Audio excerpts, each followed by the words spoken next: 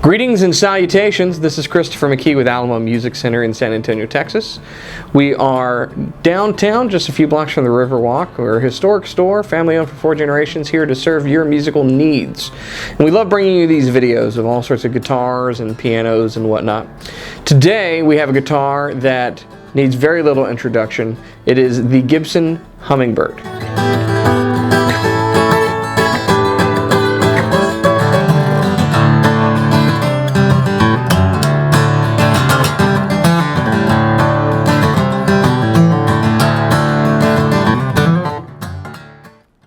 Now, Gibson has been running the Hummingbird in continual production since the 60s.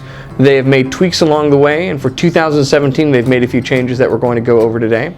But rest assured, it is still the guitar that you have come to know and love if you've ever played one, and if you haven't, it's the guitar that you will come to know and love. It's a great sounding guitar. It's got a beautiful look to it. It's got that certain kind of retro aesthetic appeal. It's a Hummingbird. I mean, you know, if you say Hummingbird, people know what you're talking about. So, quintessential, famous Gibson. Let's talk about some of the changes and some of the things that haven't changed on the guitar. By and large, this is the same guitar it has always been. It is a square shoulder dreadnought, so it's not slope shoulder like a J45. It's in their square shoulder dreadnought category. It features a AA Sitka spruce top with mahogany back and sides. It has layered binding on it, parallelogram inlays, the Gibson logo with the torch inlaid on the headstock, and its namesake, a hummingbird and blossoms etched on to the very famous pick guard. Now, the finish on this is a Heritage Cherry Burst, and it features a rosewood bridge, rosewood fingerboard. It's a shorter scale. It's 24 3/4 scale length with a 1.725-inch nut, bone saddle. For this year, they've made some changes. They have rounded the corners on the fingerboard, making a very comfortable feel.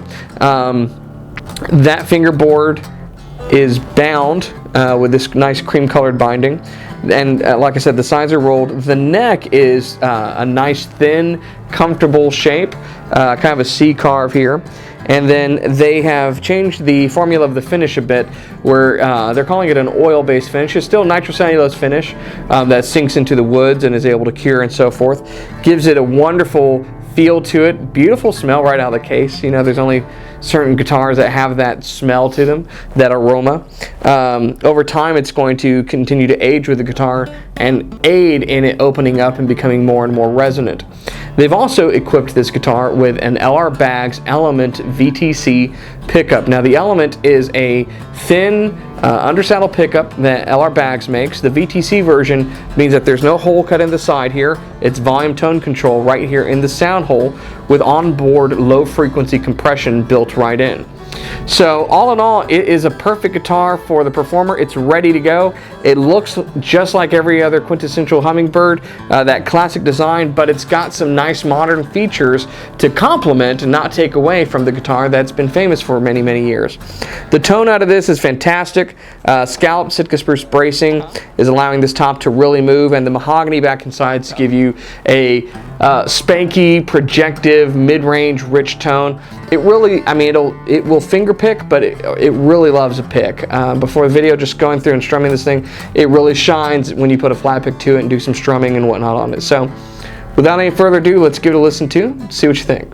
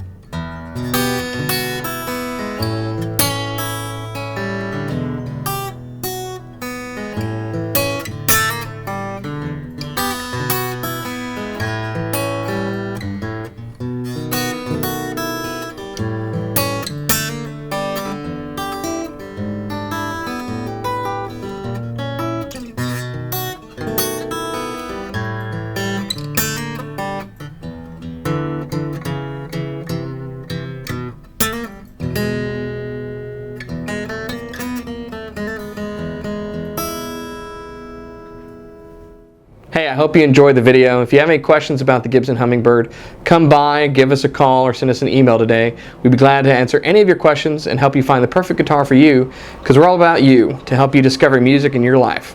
So thanks for watching, and don't forget to subscribe.